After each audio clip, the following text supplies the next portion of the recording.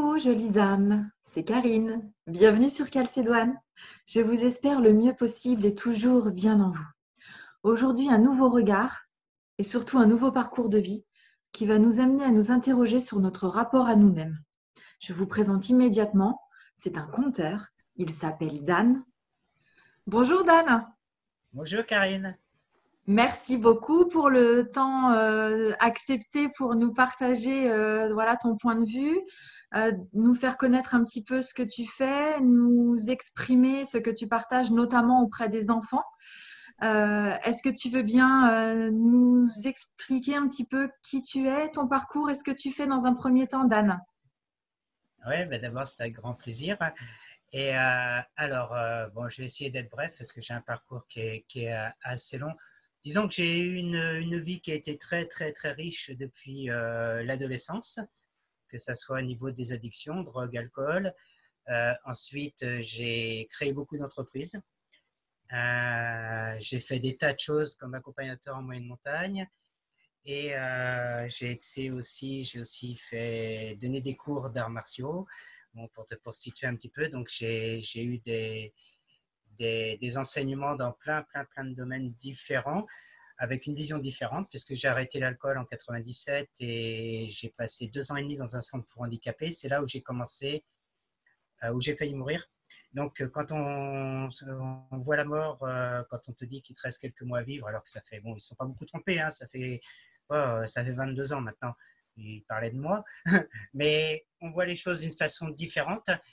Et en fait, ce qui m'a vraiment démarré, je dirais, dans le développement, c'est la rencontre avec des Tibétains dans une grande randonnée qui était de Nice à Genève, de 49 jours, qui correspondait aux 49 ans à l'époque d'occupation de la Chine par le Tibet. Bon, moi, j'y étais vraiment allé franchement, comme j'allais voir je dirais, comme dans un zoo, parce que j'y allais pas du tout, avec aucune connaissance de ce qui se passait là-bas. Bah ouais, j'étais dans le monde des affaires avant, donc c'est pas un milieu qui me touchait plus que ça. En plus, j'importais mes produits de Chine. Donc c'est pas parce que je m'en foutais, c'est que je me posais pas la question en gros, hein, quand j'étais dans le monde des affaires. Un produit acheté en Chine ou vendu et acheté en France, pour donner un ordre d'idée, arrivé à Marseille, il me revenait à 17 centimes, et le même en France, il me mettait à 2,50 €, 2 francs 50, parce qu'à l'époque c'était en francs. Donc bref, et là j'ai rencontré des Tibétains et j'ai eu vraiment beaucoup de remises en question.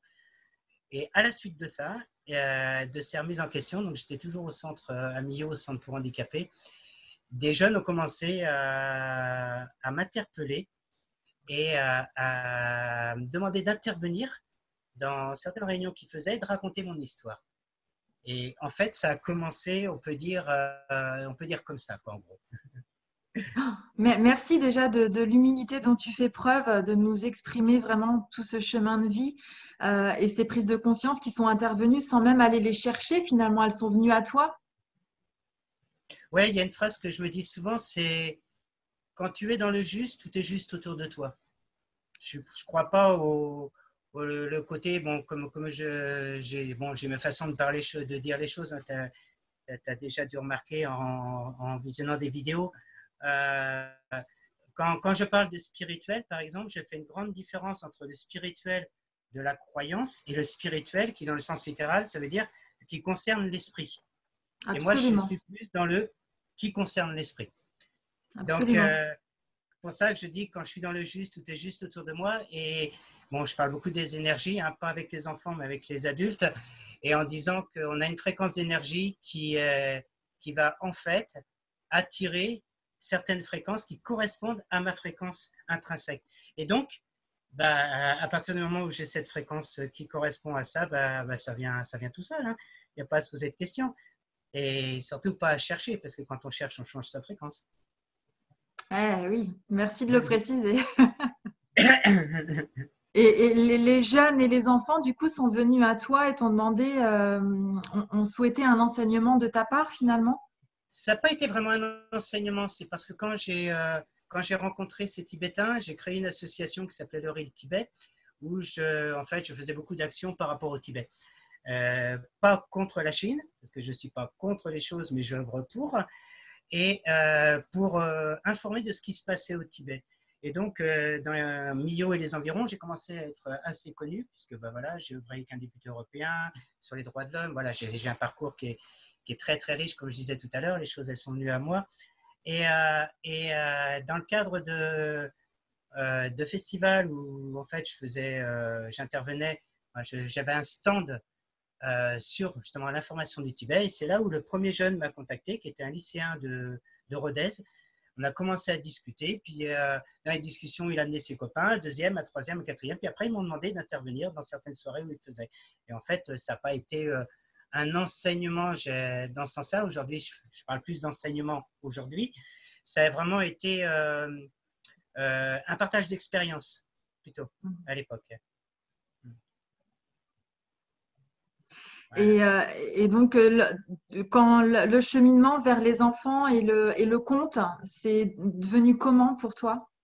Alors, les premiers contes, ça a été les premières métaphores que j'ai employées donc, à Millau. Le premier, c'était la petite étoile qui avait peur de la nuit, puisque je pratique la méditation depuis maintenant, oh là là, longtemps. J'essaie de me souvenir, je crois que ça a démarré en 2003. Parce qu'en fait, au Centre pour handicapés, j'y étais de 99 à 2001. Et bon, à la suite de ça, il s'est passé. C'est les rencontres, en fait, qui ont fait ça, à chaque fois. Et donc, la petite étoile, bon, si on l'écoute, on verra, est liée vachement justement à cette lumière intérieure. Et donc, ça a été d'abord les métaphores. Et après, suite à mes méditations, il y a beaucoup de choses qui viennent. Il y a des façons de voir les choses, de les penser. Et puis, comme dans un de mes contes, je parle des talents. Et comme je dis très souvent, un de mes talents, c'est de capable de dire et d'écrire les choses.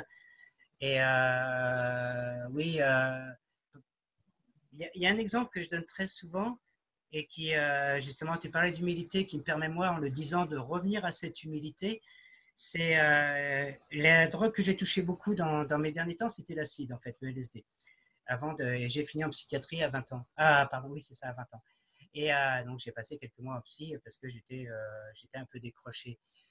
Et je pars du principe, je me dis que dans les gens qui ont touché autant de ce produit que moi, il y en a très, très peu, un très faible pourcentage qui a réussi à s'en sortir aussi bien que moi je m'en suis sorti. Dans ce très faible pourcentage, il y a un pourcentage de gens qui sont capables de le transmettre par l'écrit. Il y a un pourcentage de gens qui sont capables de le transmettre par l'oral. Et il y a un dénominateur commun entre les deux, ici, de gens qui sont capables de le transmettre aussi bien par l'écrit et par l'oral. Et en toute humilité, je ne prends pas pour me gonfler, et j'ai découvert que je fais partie de ces gens-là. Un jour, dans un lycée, une directrice m'a dit, mais avec votre expérience et la façon que vous avez de le transmettre, de l'enseigner, je peux employer ce mot maintenant, ça serait quand même dommage de ne pas le faire. Et moi, je lui ai répondu que aujourd'hui, je ne dirais pas que ce serait dommage, ça serait presque un crime. Du fait que ce pourcentage est tellement infime que si, en ayant cette possibilité de le faire, que je ne le fasse pas, à quoi ça aurait servi tout ça, quoi, quelque part. Ah oui, absolument, quelle richesse. Il y a tes mots, il y a écrit et dit, mais il y a aussi qui tu es, qui tu transpires à travers tes gestes, ton attitude. Et je pense que les jeunes enfants, les jeunes adultes ressentent ça aussi. Pour eux, c'est du non-verbal qui est transmis à travers toi. Ah, mais complètement. Dans un d'ailleurs, je crois que j'en parle dans la. J'en parle, c'est pas que je crois, c'est parce que j'ai commencé par les conférences avec les adultes, pour être précis. J'ai commencé à faire des contes. Les contes m'ont amené à des conférences, c'est-à-dire que à la suite du conte, je faisais des explications, qui sont vraiment devenues des conférences. Et après, je suis descendu, j'ai commencé par les collèges et les lycées. Ensuite, les primaires, j'ai fait les CM. Ensuite, j'ai fait les CE, CP. Et après, maintenant, je fais les maternelles. Et à chaque fois, je fais une conférence. C'est-à-dire que j'associe un conte et une conférence derrière. Dans la conférence pour adultes, j'explique comment j'ai fait pour être ce que je suis aujourd'hui. Aujourd'hui, il y a, comme je disais, quand on discutait tout à l'heure, je te parlais un petit peu de ce que je parlais de l'intimité, donc des intimités, parce que j'ai écrit des textes là-dessus où je parle du principe qu'il y a 4 intimités différentes, spirituelle, intellectuelle, physique et érotique. Donc, pour être à bien avec les gens dans ces 4 intimités, il faut d'abord être bien avec soi-même dans ces intimités. Donc, comment j'ai fait? La première chose que j'ai fait quand j'ai commencé à changer ma façon de penser, j'étais encore au centre pour handicapés à l'époque, j'ai vraiment pris de très très grandes leçons parce que j'ai vu certaines personnes avec des handicaps et moi avec la maladie que j'ai, en fait j'ai une rectocolite hémorragique, ce qui s'apparente à la maladie de Crohn, hein, qui est beaucoup plus connue. Mais quand j'ai passé donc j'ai passé 2 ans et demi dans 2 sections différentes, franchement, par rapport à certains handicaps qu'avaient certaines personnes, maladies ou physiques, j'avais l'impression de m'être coupé le bout du doigt, quoi. De pleurer sur une petite coupure alors que je voyais des gens et ils savaient, eux, qu'ils allaient mourir et que c'était sûr. Et je me suis dit, la première chose qu'il faut réussir à faire, c'est d'abord devenir ton ami. C'est la première.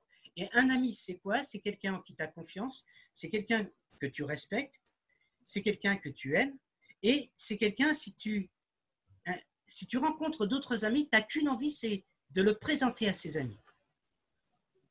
Et c'est ça qu'il faut arriver à devenir avant de faire quoi que ce soit. Parce que très souvent, on se présente comme son pire ennemi. Implicitement, hein.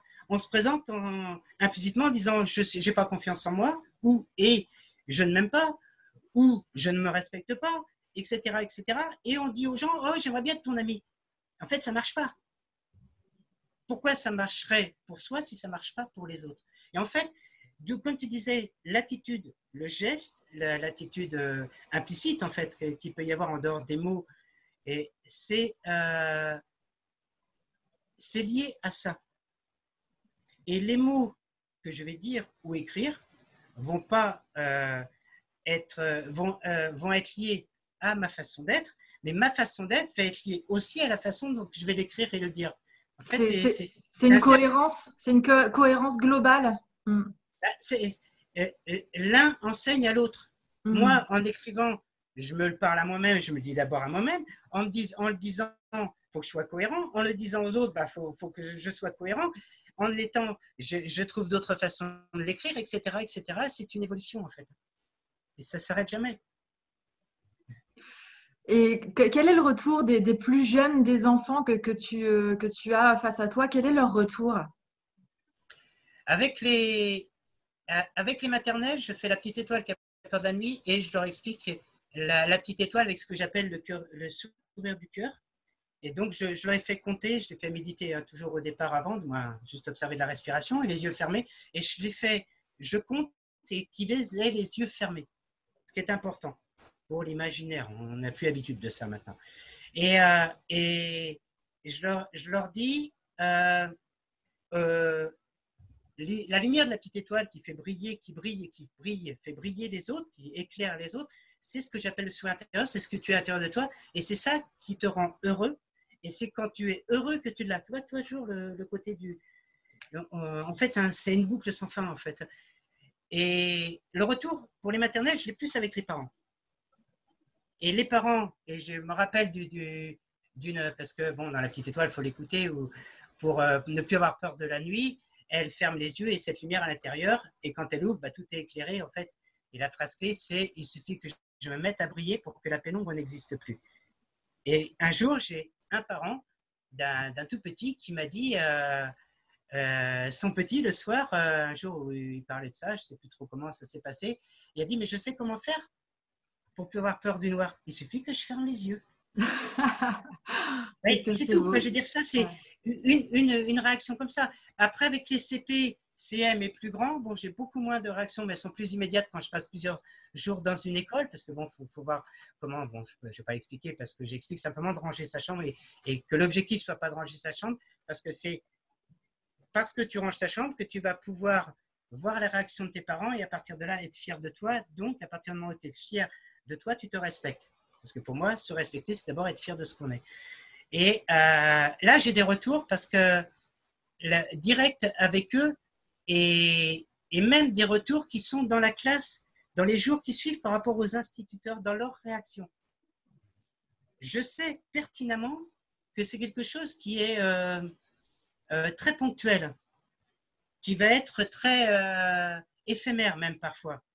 Mais comme je te disais, quand j'ai eu 20 ans, j'ai eu un prof d'arts martiaux et j'ai été de maître à disciple. Je n'ai pas été dans un cours.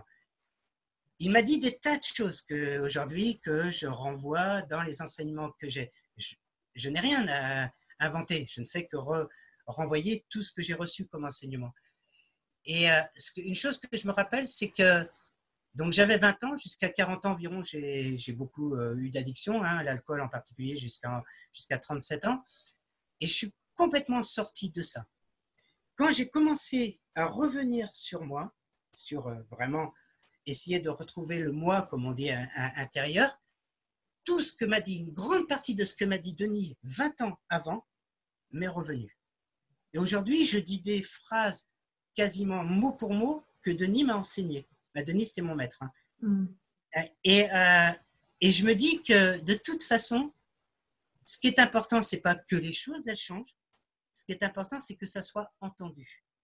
Parce que ce que tu veux dire là, c'est que toi, quand on t'a dit ces phrases-là, à l'époque, tu veux dire que tu ne les avais pas intégrées? Si, mais pour le moment présent de l'époque. Parce que j'étais dans ce contexte. Après, la vie est fait que. On vit des situations qui sont… Quand tu es dans ces situations qui sont faciles, où tout est bien autour de toi, ce genre de réflexion, c'est facile à les avoir. Par contre, dès que la situation devient difficile, tout ça, on l'oublie. Regarde la situation actuelle. La situation actuelle, moi, comme les autres, il y a des moments où je vis dans mon camion. Là, je suis enfermé depuis 2 mois dans un appartement en plein cœur d'une cité. Il y a des hauts et des bas. Mais, comme j'explique dans une métaphore, c'est comme un verre d'eau qui se dilue. Si tu mets quelque chose d'amer dans un verre d'eau avec très très peu d'eau, dans un verre, tu mets plus des 3/4 d'amer et quelque chose, c'est de l'eau. Ce qu'amer représente ce que tu n'aimes pas. Tu vas le boire, tu n'as que ça à boire, donc tu vas le boire. Et au fur et à mesure que tu vas le boire, tu vas pouvoir rajouter de l'eau. Qu'est-ce qui va se passer? La première chose, c'est que plus tu vas rajouter de l'eau, plus ça va se diluer. Mais aussi, tu vas t'habituer à l'amertume. Et donc, le côté, c'est pas que les choses elles soient nickel, c'est que ça se dilue. C'est moins souvent, moins intense, moins longtemps. C'est ça le changement. C'est la plupart des gens, le problème qu'ils ont, c'est qu'ils veulent claquer des doigts. Je suis dans le développement personnel, je veux que ça change, boum boum. Et dès qu'il y a une situation délicate, paf, on revient à la baguette magique n'existe pas encore. Si, c'est l'eau pure. Ah. C'est juste qu'il faut prendre conscience que ça met du temps. Et comme on est que sur l'importance du présent, ce que j'explique dans mes conférences, même aux enfants, c'est peu importe le temps qui reste, on le fait pour le présent. Tout le reste de ce qui va se passer dans ta vie n'est que les conséquences de l'émotion de ce présent. Donc, qu'il te reste 5 secondes à vivre, ou qu'il te reste encore 50 ans à vivre, dans tous les cas, tu as le temps puisque tu ne t'occupes que de cet instant. Je ne dis pas qu'il ne faut pas aller dans le passé, dans le futur, comme beaucoup de gens le font. Non, au contraire. Ton passé, c'est ton histoire, toute ton expérience. Ton futur, c'est tes projets. Ton futur et ton passé ne doivent te servir qu'à une chose, c'est bien te servir ton présent, de bien vivre ce présent. À partir du moment où ton passé ou ton futur ne te sert pas à ça et qui te renvoie des émotions qui sont négatives, tu passes à autre chose et tu y reviens plus tard. Quand il y aura un petit peu moins d'amertume dans le verre. Tu vois, la nuance, elle est là. Et ça, il y a plein de métaphores d'utiliser. Je peux le faire avec des CE. Les CE, par exemple, je fais 1 heure. Il y a 15 minutes de compte, 3/4 d'heure de conférence. Ils font comme les adultes. Ils écoutent. Après, on fait du question-réponse. À partir du CM, collège-lycée, je fais 2 heures. 2 heures non-stop. Des fois, ça dure 3 heures. Parce que je prends une journée. Parce que, pourquoi? Parce qu'ils sont dedans et quand les gens les incitent, ils me disent, mais comment tu fais? Parce que je leur parle d'eux. Je leur parle de moi, parce que je parle de mon expérience. Mais pourquoi les gens se retrouvent? Moi, j'ai un retour qui est énorme, que ce soit avec les enfants et les adultes, sur mes conférences ou même sur mes comptes. On me dit très souvent, waouh, ça me parle. Oui, parce que quand tu racontes ta propre histoire, pour que les gens te retrouvent sur une anecdote de ton histoire, ça va être difficile. Tu parles de la forme. Quand tu fais un conte, tu parles du fond. Et tous, on a la même histoire. Il n'y a que la forme qui diffère. C'est simple. Dit comme ça a l'air simple, mais alors Ouais, je pense que… ça l'est.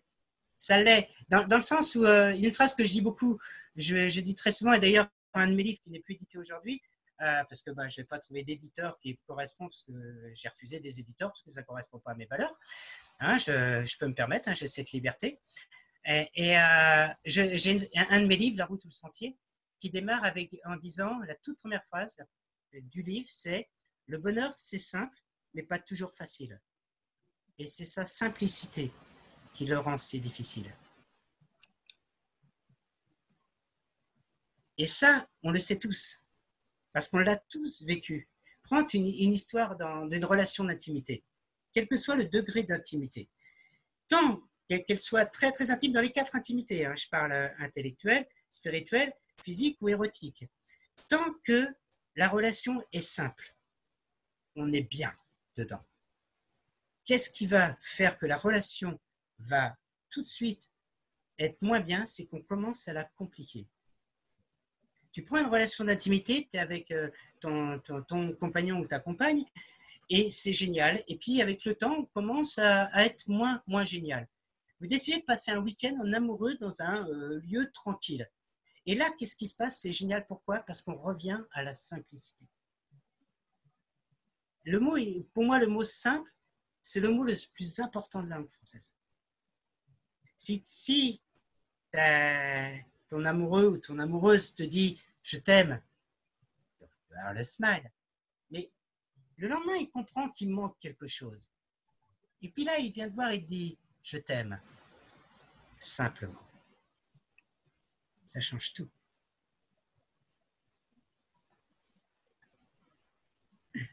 Ça prend une grandeur. Faut être simple, quoi. Oui, C'est pas facile, hein, aujourd'hui, dans la société où on vit. absolument. Justement, en parlant de la société et avec ton parcours de vie justement que tu viens de nous exprimer ici, quel est ton point de vue avec ce que nous sommes en train de vivre aujourd'hui? Avec la pandémie et puis le confinement, Oui, absolument.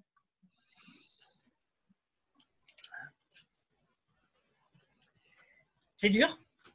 Je fais partie des gens pour qui parfois c'est dur. Par contre, c'est aussi une grande opportunité. J'ai beaucoup moins de relations parce que je suis très en contact avec les gens. Mon métier fait que je rencontre énormément de gens. Hein. Je fais les festivals, je fais des conférences un peu partout, dans les écoles. Il y a plein de gens qui me contactent sur Facebook ou sur les réseaux sociaux. Et puis, à chaque fois que je passe dans une région, je profite pour rencontrer une nouvelle personne ou revoir des gens que j'ai rencontrés. Et je suis très tactile, je suis très câlin, je suis très plein de choses comme ça et j'aime beaucoup le jeu. Et ça, par contre, ouais, ça, c'est pas génial. Il y a longtemps que je n'avais pas ressenti la notion de manque, j'avais un peu oublié ce que c'était et je ne sais pas si c'est du manque, mais de la frustration un petit peu de ce côté-là. Par contre, il y a une deuxième phase. Toutes les pièces ont 2 faces. Il y a une deuxième phase, c'est que depuis que je suis là, tu vois, comme la tienne, il y a plein d'opportunités qui s'ouvrent. Je te disais tout à l'heure, quand tu m'as contacté, c'était il y a quelques jours la première fois. Depuis, j'ai eu 3 personnes qui m'ont contacté pour justement essayer de faire quelque chose ensemble. C'est énorme, quoi.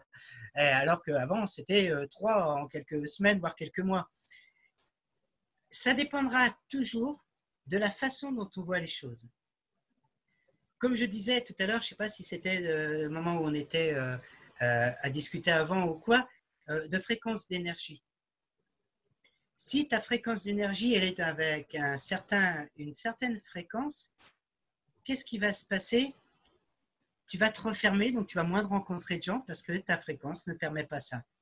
À partir du moment où tu es heureux, que tu es bien et que ta fréquence s'ouvre, là, tu vas rencontrer des gens. Tu vas toujours rencontrer des gens parce que, pour expliquer en gros, je vais essayer de mettre vis-à-vis de la caméra, on va le faire comme ça. Je prends l'exemple d'un atome. Tu as un atome avec une fréquence intrinsèque. Un atome, il a un plus et un moins. Bon, déjà, l'erreur dans la sémantique, c'est de dire que le plus, c'est positif, le moins, c'est négatif. Parce que dans l'inconscient collectif, on va dire le plus, c'est bien, le moins, c'est mal. On va simplement partir du principe que le plus attire, le moins repousse. Le plus va attirer des fréquences qui vont correspondre à ta fréquence intrinsèque, ta propre fréquence, et va repousser les fréquences aussi par rapport à ça. Si tes fréquences sont d'un certain ordre, hein, tu as une certaine fréquence, tu vas attirer des fréquences. Et tant que tu n'auras pas changé de fréquence, tu vas retrouver toujours le même cercle qui va se retourner. On le rencontre très bien chez les femmes battues, par exemple. Et à partir du moment que tu as changé ta fréquence, tu ne le fais pas tu changes ta fréquence parce que simplement, tu es de toi à l'intérieur. Les intimités dont je parlais, c'est les intimités aussi de soi à soi. Comme ta fréquence intrinsèque, elle va avoir changé, les fréquences que tu vas attirer vont ne plus être les mêmes et les fréquences que tu vas repousser ne vont plus être les mêmes. Et si on le reporte sur l'intimité physique, les gens que tu vas rencontrer ne vont plus être les mêmes, les opportunités ne seront plus les mêmes. Il suffit simplement une chose, c'est que ta fréquence, elle correspond à quelque chose à toi. Et ça, tout le monde l'a remarqué s'il observe son histoire. Quand tu es bien, tu attires des gens autour de toi qui vont correspondre à ça. Quand tu es mal, tu vas rencontrer des gens qui vont correspondre à ça. Moi, j'ai halluciné.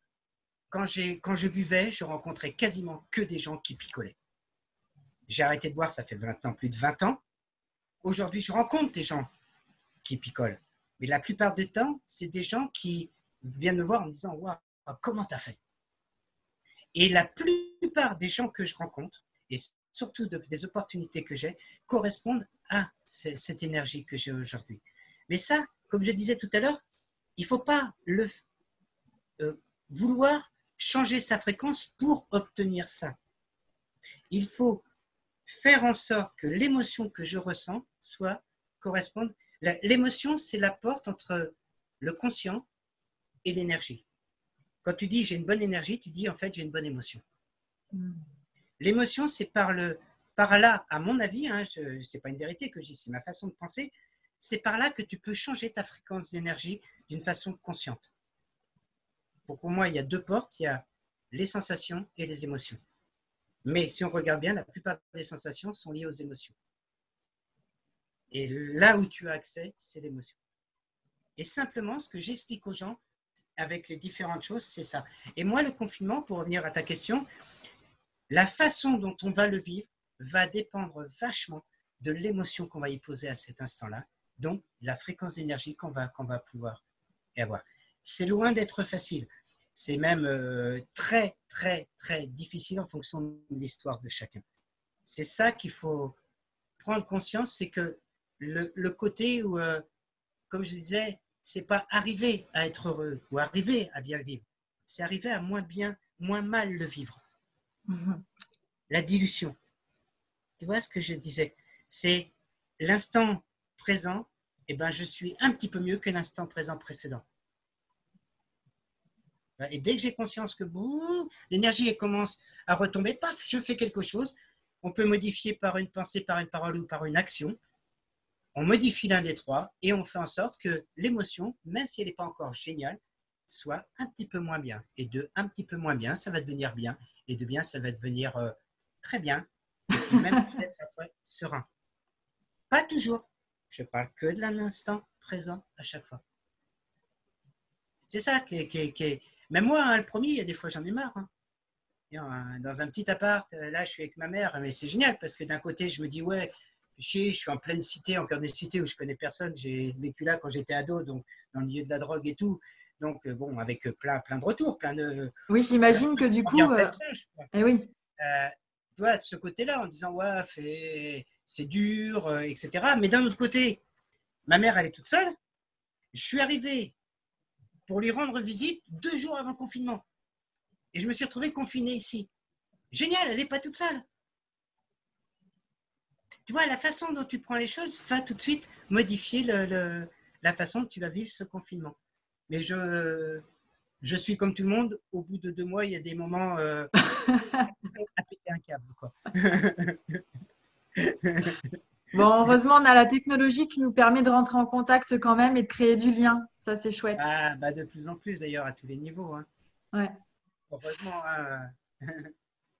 Alors, Dan, dis-nous un petit peu aussi ton actualité. Je crois que tu as, avec ce qui s'est passé là, ces dernières semaines, du coup, dû revoir ton programme pour les mois à venir. Tu vas te déplacer dans la France? Oui, ouais. J'ai commencé comme ça tout au début. D'ailleurs, je voyageais en stop en train avec mon sac à dos, ma guitare, ma mallette. Quand j'y repense maintenant, c'était un truc de fou, quoi. Et en fait, je faisais beaucoup de ce que j'appelais des comptes à domicile. C'est-à-dire que les gens réunissaient des amis, des voisins, un peu comme pour une réunion Tupperware, hein, c'est l'exemple que je donnais. Et, euh, et je faisais une soirée compte et les gens, ils donnaient ce que j'appelle la participation consciente. Chacun donne ce qu'il veut. Si tu n'as pas d'argent, tu es le bienvenu. Par contre, bon, après, j'explique sur mon site un petit peu, pour pas comprendre plus trop de temps, ce qu'est la participation consciente. C'est l'équilibre entre ce que j'aimerais donner et ce que je peux donner. Donc, l'équilibre, hein, pas la moyenne. Et donc, je vais remettre ça. C'est-à-dire que comme tous les festivals de cet été vont être annulés, les interventions dans les écoles, je pense que beaucoup d'écoles vont hésiter avant de refaire revenir des intervenants extérieurs. Donc, ça peut reprendre du temps, peut-être même tout le premier trimestre de la prochaine année scolaire. Donc, je vais me déplacer partout en France. Là, j'ai commencé sur Facebook à demander aux gens de s'inscrire s'ils le veulent et d'aller faire des comptes, voire des conférences chez les gens. Donc voilà, les gens me donneront ce qu'ils veulent. Maintenant, j'ai 2 livres, donc les livres pourront être proposés à la fin. Et puis, essayer de faire une cohérence géographique en fonction des gens qui sont inscrits. Et puis, puis en profiter pour aller rencontrer plein de gens. Et surtout, les conférences, c'est aussi pour rencontrer les gens. Mais bon, comme c'est mon seul revenu, mes activités comptes et conférences, bon, ça va peut-être me permettre de manger et de mettre du carburant dans le camion. Mais quelle belle Après, j'ai pas idée! besoin de... Mm. Pardon? Quelle belle idée, en tout cas, de venir à la rencontre au plus près des gens. Mm. J'avais un peu abandonné parce que j'ai été beaucoup sollicité sur les écoles. Hein, je refuse des dates. Hein. Donc, je prenais plus trop de temps pour faire ça. Et, euh, et, et l'avantage qu'il y a à domicile chez les gens, c'est que c'est vraiment dans l'intimité. Donc, au départ, on va inviter ses voisins ou des gens qu'on connaît moins bien. Donc, il va y avoir comme un petit spectacle, une vingtaine de personnes maximum, parce que comme on va être dans des réunions qui sont réduites, 10, 15, 20 personnes maxi, ça suffira. Et ce qui se passe, et ce qui se passait à l'époque, c'est que quand je faisais mon spectacle, au début, les gens, ils sont là, ils écoutent le spectacle, donc je faisais des comptes. Ensuite, les gens qui sont moins intimes avec les personnes qui étaient hautes, elles partent tout de suite après le spectacle. Les gens commencent à discuter. Au fur et à mesure de la soirée, les gens partent. Et plus moins il y a de gens, plus c'est intime, plus on peut avoir un échange. Pas une conférence, mais vraiment un échange un petit peu sur un petit peu tout ce qu'on a parlé avant. Voilà. Et là, je peux même donner un exemple un jour c'était chez des médecins, je me souviens, qui m'a frappé. C'était il y a très longtemps et ça m'a tellement marqué que je me rappelle aujourd'hui. En fait, il y avait le couple qui m'avait accueilli et le couple de leurs meilleurs amis. On a discuté jusqu'au lever du jour. Et ce qui est fabuleux, c'est qu'on a été tellement dans l'intimité où chacun se dévoile vraiment, qu'ils se sont dit des choses qu'ils ne s'étaient jamais dit. Waouh! Tu vois, on peut arriver très loin par le conte et par tout ce côté où, comme je disais, je parle de mon histoire, mais comme en parlant de mon histoire, je parle de l'histoire de chacun. Et comme je me dévoile totalement, hein, j'ai pas mes tabous, ils explosent au fur et à mesure parce que pour moi, la véritable liberté, c'est quand tu réduis au maximum, au minimum, c'est pas comment on voit les choses, quand tu réduis au maximum tes tabous et tes contraintes. Ça, c'est la véritable liberté. Les tabous, je précise que c'est pas se mettre à poil, c'est ce que tu fais ou que tu ne fais pas par rapport à ce que tu penses du regard des autres, pas nécessairement au regard des autres, juste ce que tu en penses toi. Et arriver à faire ça. Et comme je n'ai pas de tabou sur mon histoire, hein, tu as vu, j'en parle assez facilement, les gens, moi je me mets à poil, donc ils n'hésitent pas à se mettre à poil et à parler de leur histoire. Ça commence comme ça, quoi. Tu vas pas... Ça rend l'accessible, enfin, tu permets l'accessibilité à tout à chacun, quoi. C'est que le lien se crée tout de suite, instantanément.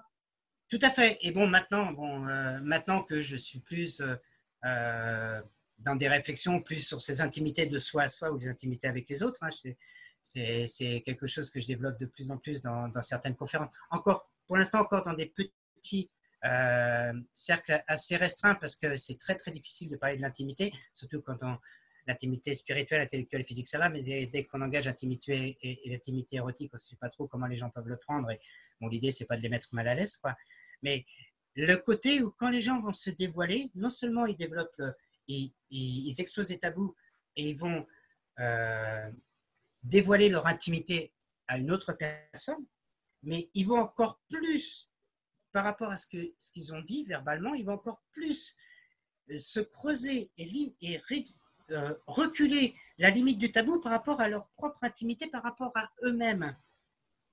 Le côté qu'on n'ose pas très souvent dans les intimités, c'est par rapport à soi. Alors, je ne vais pas quand même pas faire ça, ou même simplement, je ne vais quand même pas penser ça. Et elles sont limitées par rapport à notre culture, par rapport à notre éducation, mais pas seulement dans ce qu'on fait avec les autres, mais aussi de soi à soi. Et quand on s'ouvre aux autres, la limite de ce qu'on va ouvrir aux autres et de ce qu'on va ouvrir à soi va pas être la même, et on s'ouvre beaucoup plus à soi parce qu'on se dit, bah oui, tiens, là, je peux aller jusque-là. Et comme là, il y avait un côté rouge qui est devenu orange, hein, maintenant rouge, orange, vert, c'est la grande mode. Hein. Il y a un côté rouge qui est devenu orange, et ben le côté qu'on va mettre de soi, et ben il va reculer aussi. Et comme cette limite de ces tabous, on va la reculer, on va encore, refaire un bond en avant où on va pouvoir parler de certaines choses auxquelles on n'osait pas.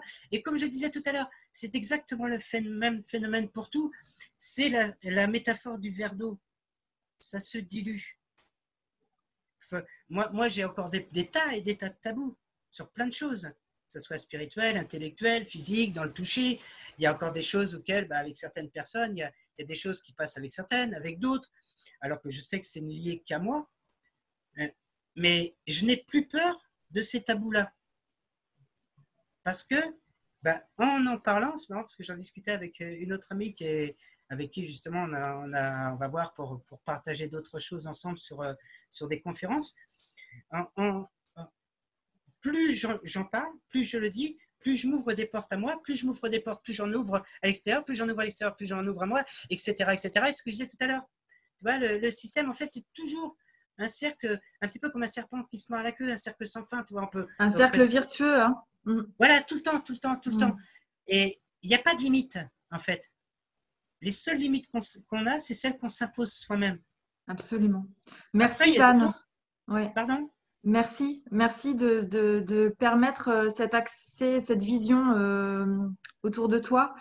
On va laisser le suspense un petit peu aux gens pour pouvoir venir te découvrir et aller creuser par eux-mêmes, justement faire le chemin d'aller vers toi. Et on va parler, je voudrais juste que tu me dises aussi le nom de tes livres, qu'on puisse aller chercher aussi. Alors, j'ai un site internet, donc c'est Dan Le Conteur. Site internet, c'est Dan, Le Conteur, en un seul mot, hein, toujours Le Conteur. Hein, je mettrai les .fr. liens. Oui, je mettrai les liens. Ouais. Ouais. Et sur YouTube, il y a plein de vidéos. Oui. Et les livres, alors il y a La Petite Étoile qui avait peur de la nuit, sur la peur et la confiance en soi. Il y a la Communauté des Sceaux, qui est aussi une association que j'ai créée, où j'en suis très très fier, où mes filles sont dans le bureau, et ça, je crois qu'une des plus grandes fiertés d'un père, c'est quand ses enfants participent à un projet comme ça. Même si c'est juste, j'ai une de mes filles, elle a 6 enfants, donc elle a autre chose à faire que de… Mais le fait de se sentir soutenir, parce qu'elle est dans le bureau et qu'elle me soutient sur ce côté-là. Donc la Communauté des Sceaux, SCEAUX, hein, le sceau comme la bague du roi, et qui est un livre sur le droit des enfants, sur ça, et j'ai plein de livres qui sont, moi je dois avoir 3 ou 4 livres qui sont prêts mais pas encore édités, parce que à la limite, s'il y a des éditeurs qui… Ah ben oui, profites-en pour avec passer des l'appel. conditions Oui. qui conviennent, parce que je suis très exigeant sur les conditions et sur le travail. Je suis très exigeant avec moi sur les œuvres que je fais. J'emploie très peu le mot travail. Je préfère le mot œuvrer. Je ne travaille pas pour quelque chose, j'œuvre pour le travail. Dans l'inconscient collectif, c'est quelque chose de pénible. Hein. Même le travail d'une femme enceinte. Hein. Ouf. Par contre, œuvrer, un chef-d'œuvre, c'est beaucoup plus beau. J'essaye de faire de ma vie un chef-d'œuvre. Waouh. Voilà, donc c'est ça.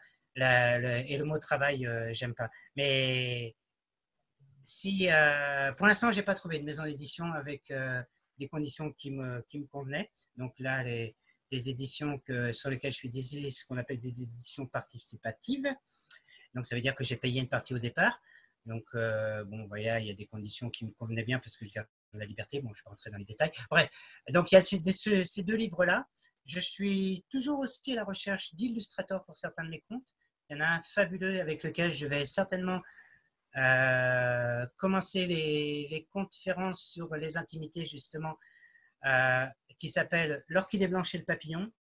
Pour moi, c'est un très, très, très beau conte. De toute façon, un conte, c'est une métaphore. On entend ce qu'on veut à travers un conte. Celui-là, il me semble qu'il est en vidéo sur YouTube quelque part. Voilà. Je mettrai tous les liens, oui, effectivement, de tout ce qu'on peut trouver sur YouTube. Et puis, mais en tout cas, je te remercie infiniment, Dan, pour le temps que tu nous as accordé. Merci pour ta liberté, merci pour ton humilité et merci pour la fréquence, du coup. Merci pour, comment dire, par la demande que tu m'as faite, parce que c'est toi qui m'as abordé, et j'en suis très, très honoré. Et puis, merci pour ton sourire. Et puis aussi pour la fréquence que tu as, parce qu'on le sent quand même à travers les écrans aussi. C'est gentil, je te remercie. Merci à toi. Je te dis à très bientôt, au plaisir de te rencontrer, Dan, en vrai. Au plaisir. Et peut-être qu'on fera une soirée conte ou une conférence chez toi, qui sait. Allez, ça marche, c'est noté. Allez, au plaisir. Et puis, surtout, prends soin de toi. Toi aussi, Dan. À très vite. Merci, à très bientôt.